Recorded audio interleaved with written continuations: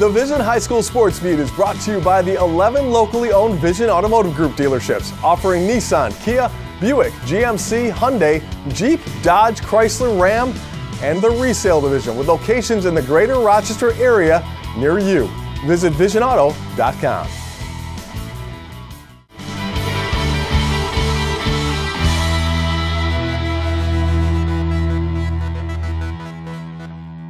Hello everyone and welcome to the Vision High School Sports Beat. I'm Dave Yates. We begin our look at Section 5 sports with the inventors of Edison Tech, a team on the rise looking for double-digit wins led by a scoring duo that have 23 goals in 13 games. Here's Paul Gotham with their story. The recent past for Edison Tech boys soccer consists of seasons ending with a double-digit seed and a quick exit from the sectionals. They were a 10 seed in 2017 and lost 6-1 to Victor in the opening round. The year before that, again a 10 seed, they fell 3-0 to Webster Thomas. Entering the final week of the 2018 regular season, A.J. Mayo's squad has 9 wins and is looking at the 4 seed in the AA bracket. With Malik and Mabrook and Ray, they're leaders, on and off the field. They, get everyone buying in. Guys on the bench are hungry to get in when they get a chance to get in. And we're just doing a pretty good job of, making sure we do our job on the field. We're not worried about someone doing another person's job. If we're playing defense, we're worried about making sure they're not scoring on us. And if we're on the attack, we're worried about putting the ball in the back of the net. Getting to this point, though, hasn't been easy. Edison showed promise early when they handed PALMAC one of its 3 losses on the season. But then there were setbacks to McQuaid and Greece Arcadia by a combined score of 13-0. Basically, we had 2 tough games, pretty close in the beginning of the season with McQuaid and Arcadia, where we kind of fell apart, and they're, up in our upper class with either a AA school or an A school, and, we struggled, we gave up a quick goal, and we just weren't buying in with our system and holding, in place. Since then, the inventors are 6-0 and have outscored opponents 21-9. We just look at those games and we just learn from our mistakes, and we just kept reflecting on it, and we just started playing better. By working harder, formations changing. It was the beginning of the year. It wasn't the best. When you start the year, it's not the best. You've got to know. Most of the players didn't know each other the beginning of the season. So after knowing each other and playing more and more, we got more chemistry and we did better. I coach formations, trying formations in the first couple of games. Don't know which one is going to match the team. Don't know where the players play. Positions changing, so it's a bit, hard. Included in those wins are a shutout of league rival Wilson Magnet, victories over Gates Chili and Webster Thomas, as well as a season sweep of state contender World of Inquiry. Before, when we played them, when I just started at Edison, we used to get beat badly by them. So winning a second time in one season, that's going to be a major goal for me. I would say maybe the win against 58. They've been a big rival for us. We practice here on the same field every day. We see each other. Basically all the boys are all just friends with each other. But when that whistle goes, we definitely want to beat them. They've been the best for the last 4 years, and they're the benchmark. Lost in the on-field success is the efforts off the field. The current squad consists of players from 5 schools. They combine also with student athletes from Leadership Academy to wear 1 uniform on the field. The way we got 5 schools together, the way they come together, they support each other is quite amazing. That you can bring 5 different schools all across the city, and they can come back and play with each other and be 1 unit and play pretty good soccer. And the chance for a sectional win? Playing at home is big for us. We went out to Victor last year, and I think we got intimidated. They had a pretty good-sized crowd of student fans, and we were in awe. And they scored a quick one, and after that first one, it was all over. We couldn't regroup, but now we realized we can give up a goal early, and we can battle back and get the win, later on in the game. You got sectionals coming up. How do you feel about it? I mean, confident. We could do it. We could do it this year. From the Trent Jackson Athletic Complex on the campus of Franklin High School, this is Paul Gotham with the Vision High School Sports Beat. Coming up next, Paul Gotham returns for the Dunkin Donuts High School Notebook. We've got that and more when the Vision High School Sports Beat returns.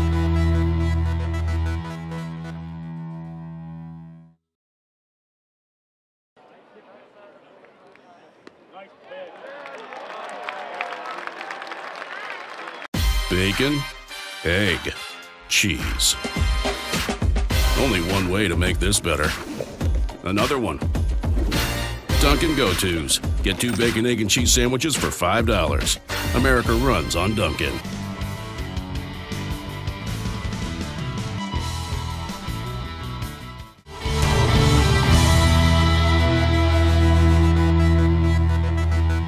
Hello everyone and welcome back to the Vision High School Sports Beat. I'm Dave Yates. Time now for the Dunkin Donuts High School Notebook, brought to you by Dunkin Donuts. America runs on Dunkin'. As always, joined by Paul Gotham from pickandsplinters.com. And Paul, what's on the website right now? We're ready for sectionals. It's crazy to think that we're there, but we're going to have all the sectional previews for boys soccer and football. Paul Liotti, as he has done all season, taking the lead on football. We're making that slow transition to the winter season. You got Kevin Klubja with hockey, Rochester Amherst and RIT Hockey on the site. So plenty of reasons to go and read Pick and Splinters on a daily basis. Always good reasons to go there. We're going to start off today talking a little football in Hilton. They say defense wins championships, and if that's the case, the Cadets might be in pretty good shape. They started off the season losing to Fairport. They've won 5 straight since then. 3 of those games, they've allowed 7 or fewer points, and one of those games was to Athena, which that touchdown was scored late in the game, and it didn't really matter. So Rich Lapani's group making their first appearance this season in the state rankings, getting ready right in time for sectionals there, catching their momentum just at the right time, and they're going to be someone you're going to have to take care of in the AA playoffs there. And Lapani's one of those coaches, he's a 3 yards in the cloud of dust kind of guy, so he's got to love it when his defense is holding up their end too. Well, and certainly. And then they put in a passing attack. All of a sudden, Taj Hill is coming out and he's made a couple good receptions for that squad. So really, Hilton is going to be a team you're going to have to take care of. Staying in Hilton for a second, let's talk about their soccer team. Well, and the talk, again, defense, the talk before the season with Mike Ellicott's group was that they graduated their entire back line. And you're thinking, okay, they're going to struggle. Here we are, we're going into the final week of the regular season, 12 games into the season, and they have not lost. They're ranked 5th in the state, and they've only allowed 7 goals. They figured it out. Mike Ellicott, here's his little secret weapon, though. He is a guy by the name of Billy Andracki who helps as a volunteer. It's nice to have a volunteer assistant coach by the name of Billy Andracki working with your goaltender, Joey Gambato, who's one of the best in Section 5. But when you got a guy like Billy working with your goalkeeper like that, it also firms up that whole back 4. And then you put into that the number of weapons that Hilton has up top. Justin Aralata does not get mentioned enough. He leads the team in scoring with 9 goals. Goals in 5 straight games for the Cadets. They continue to win. They continue to win big games. And let's keep one thing in mind. Last year, McQuaid gave up 1 goal in the entire postseason. Hilton scored it. Gotta love the playoffs. It's a great time of the year. Paul, as always, thanks for joining us. Pickandsplinters.com. Go check it out. We'll be back with more of the Vision High School Sports Beat right after this.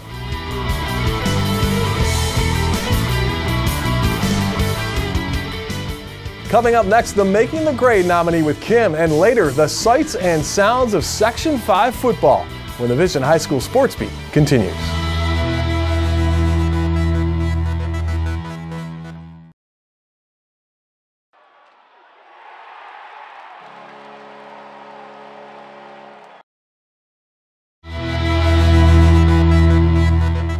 Welcome back to the Vision High School Sports Beat. I'm Kim Burnson. Making the grade this week is McQuaid senior Ben Beauchamp. Ben is a multi-sport athlete who excels in both baseball and football for the McQuaid Knights. He's a 3-year varsity starter in both sports and has been recruited by multiple colleges to join their programs. Aside from his drive to better himself athletically, Ben also puts a lot of time into his schoolwork, and it shows in the classroom because he carries a 91 academic average. Ben will further his education next year at the University of Albany, where he's committed to play baseball at the Division I level. Honored for being a well-rounded student athlete for McQuaid, this week Ben Beauchamp is making the grade. If you have a student in mind for our Making the Grade segment, we want your nominations. Send them into info@classywolf.com. And now here's Dave with the McArdles Section 5 Spotlight. Thanks, Kim. Here are some of the athletes, teams, and coaches making news in this week's Section 5 Spotlight, brought to you by McArdles in Fairport. Come home to McArdles. Hilton's Greg Diakomahalis is now the #1 ranked wrestler at 113 pounds after a winning performance at the Who's #1 tournament at Lehigh University.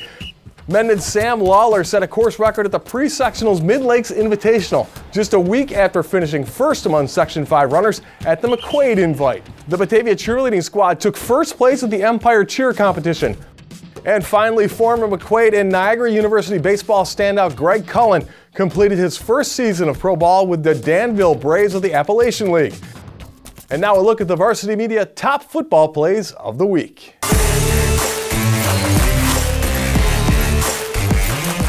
We are going to start off at number 5, HFL's quarterback Turner Wilson. Usually a quarterback sneak good for short yards. This one a little bit longer, taking it 32 yards to the house for the Cougars. They pull the upset over previously unbeaten Greece Arcadia, 26-14. At number 4 on 4th down is quarterback Jack Johnston for Canandaigua, finding Mitch Pfeiffer, who takes it 15 yards.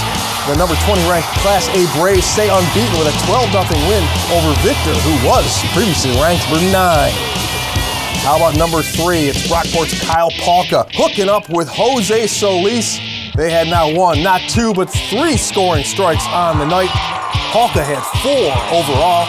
They beat Churchville 31-25. At number 2, it's Irondequoit taking on Brighton without Freddie June, their star quarterback. We don't need no Freddie June. It's Jaden Turner getting the corner and will not be denied, fighting his way in from 17 yards out, getting some nice blocks along the way. Irondequoit rolls 35-14 over the Barons. And topping the list, this is a dandy. It's Freddie Brock taking it at the 46. Goes one way, he sees nothing. Goes the other way, still nothing there. He's going to cover about 126 yards on this one to go 46. Brock with an incredible punt return and picking up a key block along the way from Seven McGee. 32-6 over leadership. East stays undefeated.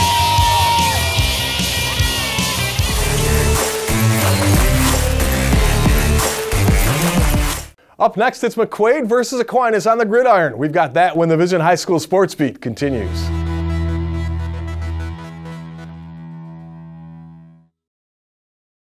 Came now to Eichel. He floated one.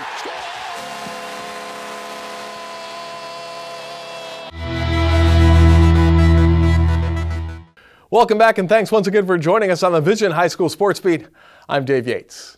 This segment of the Vision High School Sports Beat brought to you by the Injury-Free Coalition and our friends at Leo's Bakery and Deli. Please remember to always wear your seatbelt in the front and back seats and to focus only on driving when behind the wheel of a car. This message courtesy of the Injury-Free Coalition for Kids Smart Teen Driving Program and our friends at Leo's Bakery and Deli. 2006 was the last time the McQuaid Jesuit Knights beat Aquinas on the football field. Now they battle again as 2 teams ranked in the top 15 in the state and with sectionals just weeks away.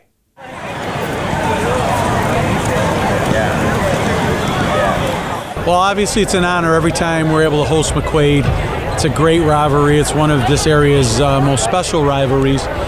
Very well coached team, great guys. It starts with their leadership. They're good people, and you know, while this game's going on, it's always a hard fought battle, but once it's over, it's right back to being great friends again.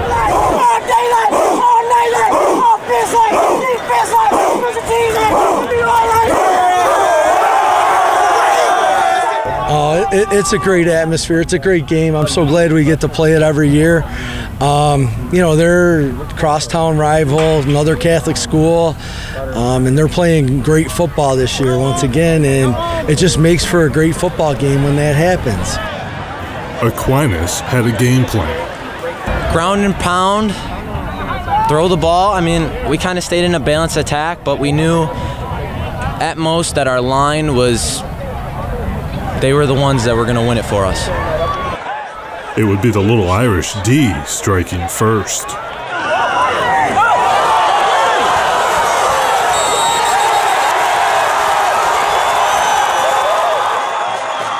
senior James Jones would take over from there.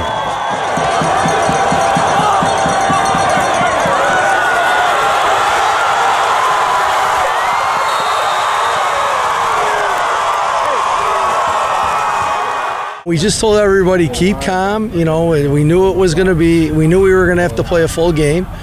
Keep calm and just, you know, let's do our thing. Let's calm down. Let's keep the mistakes to a minimum. Hold on to the football and play good defense. McQuaid is led by the senior combo of quarterback Hunter Walsh and wideout Ben Beauchamp. We've been playing together for 3 years now, baseball and football, so we have a good connection. I mean, we work on timing a lot in the off season, and it showed today, and it's shown all year. So.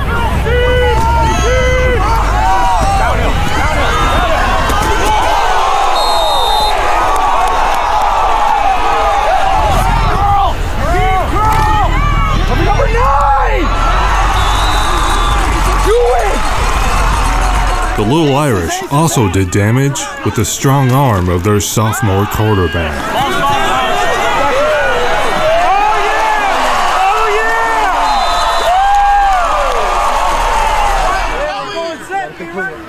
But again, it's the defense making a statement.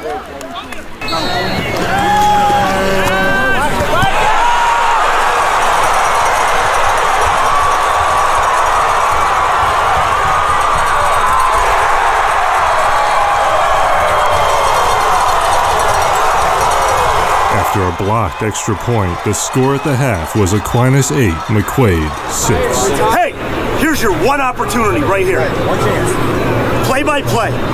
One play at a time. It's your damn opportunity to smack them in the mouth, beat them on their own field. Take that trophy home with you, because I'm not sure that they want it right now, all right? You punched them in the face with that pick six, all right? You did. Good job. Go take it, man. How bad do you want it? And I'll say something from last week.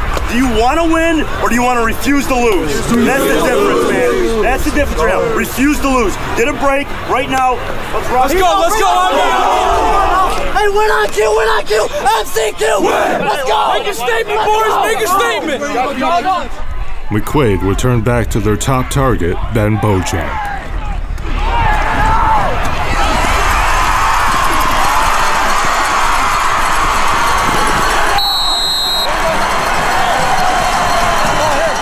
From there, McQuaid running back Mark Passero would take it in. We came out in the first half and didn't really execute as much as we wanted to, I'd say. We went to the locker room confident but on edge. We kind of let them stay in the game, like we shouldn't have done that, but we came out firing all cylinders the second half, and our line blocked. With two injured running backs, the Little Irish would find gold with a freshman.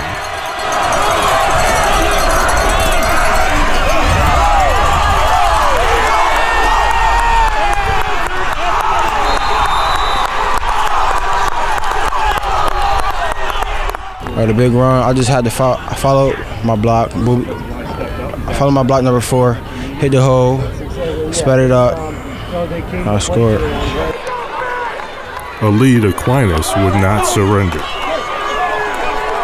Outstanding support for this game from both McQuaid and Aquinas. I mean, that's the kind of tradition it is. You know, alums will come out, these families will come out in great support, and there was just outstanding support and a great crowd here today.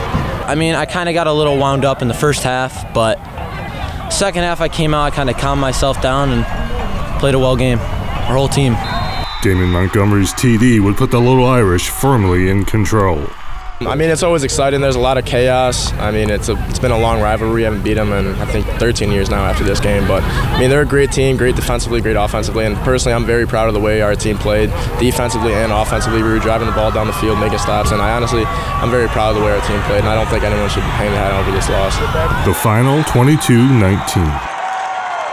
You know, we'll obviously a great win. We're going to enjoy this one for probably about 8 hours, 12 hours, and then the coaching staff will get to work on St. Francis next week. The entire Aquinas offensive line was recognized as the game's MVP. And that's a testament to the offensive line, to Coach Torgiano and Coach Woolston, the offensive line coaches. They get these kids ready to play. They're not the biggest group in the world, but if I'm going into a street fight, I'll take those 5 with me, that's for sure.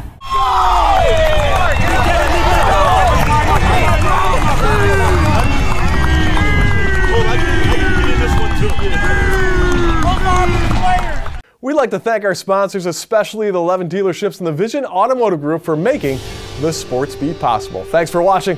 We'll see you again next week with a Vision High School Sports Beat.